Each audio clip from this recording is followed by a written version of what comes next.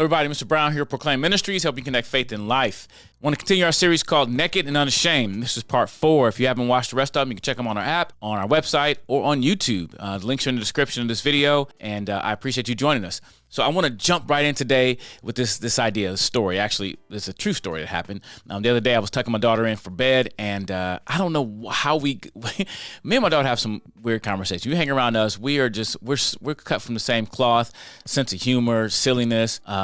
And so we just got to talking, and somehow we ended up talking about writing on her forehead the words "designed by God" on her forehead. And we kind of laughed about it. Maybe it came from a song, I can't remember, but it made me think of this idea that we were handmade. People get all excited about something being handmade or handcrafted, but we were handcrafted by God. That God made me the way He wants me to be. That I'm His. That I'm not an accident. That I have value, that I matter. And I'm not saying I matter more than anybody else, but God made us with a purpose. He designed us.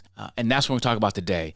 So far, we've been looking at Psalm 139, and as we read these, we see some attributes of God coming out, some ideas of who God is, what God is like. We learned that God is omniscient. He knows all things. God is everywhere present. He's omnipresent. He's everywhere present. Then we're talking about God's omnipotence, that God is all powerful. And there's other attributes that can come out from this as well. And whether you call them attributes or not, or just thoughts about God being so detailed and sovereign, controlling all things. And as the psalmist continues this passage, just talking about the greatness of God in a sense, we're going to pick up at Psalm 139, verses 13 through, I think, 17. Well, whenever I finish reading, 18. Here we go. Psalm 139, verses 13 through 18. For you formed my inner parts. You knitted me together in my mother's womb. I praise you, for I am fearfully and wonderfully made. Wonderful are your works. My soul knows it very well.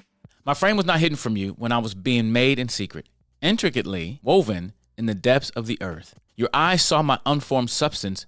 In your book were written, every one of them, the days that were formed for me. When I was yet, there was none of them. Verse 17, how precious to me are your thoughts, O God. How vast are the sum of them. If I were to count them, they'd be more than the sand. I awake and I'm still with you. A lot of thoughts we can talk about here, but I want to talk about this one thought. You formed me in my inward parts. You knitted me together in my mother's womb. I praise you, for I am fearfully and wonderfully made. Wonderful are your works. My soul knows it very well. And he goes on to talk about how God made him and how God intricately woven him and how God formed us. And that's a beautiful thing. Now, when a lot of people read this passage, we get into debate about abortion. Now, I do believe that, abortion is wrong. But I think we also need to have compassion for people who make those bad choices. Not that we condone it by any means whatsoever, but people make bad choices.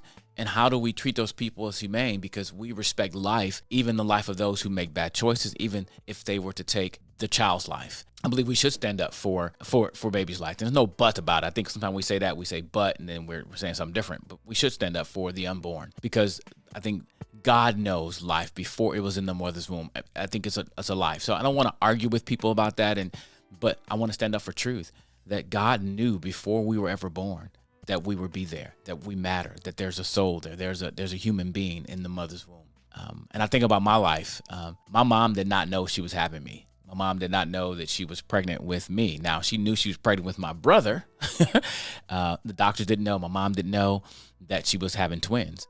So she gave birth to my brother, and 6 minutes later, I was like, hold up, wait a minute, and I was born. And so I'm grateful that God knew me before anyone else knew I was there. And that's the beauty of God, that He is so powerful and that He knows all things, that He is everywhere present. My sister-in-law is pregnant. She's supposed to be giving birth really soon. I kind of texted her yesterday and said, hey, I'm expecting some baby fireworks this weekend or sometime this month. Well, her due date is already passed, so I'm going to be right either way it goes. But just the beauty of birth and God's design for humans and mankind is so beautiful. And so I sit back and think about that I have purpose. I guess if I had to come up with a thought of the day or a main thing, that I've been handmade by God, designed by God with a purpose. And I believe that purpose is to glorify Him, to reflect back to God how awesome, how amazing He is.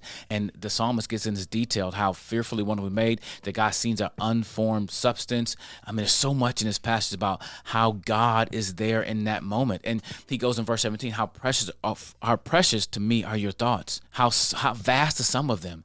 that God deeply cares about us because he knew us even before we were born. That's amazing. And so no matter how you feel in a given moment, know that you have value. Let no one make you think that you don't matter because you matter to God. How precious are his thoughts towards you. He says, how vast are the sum of them. If I would count them, they were more than the sand.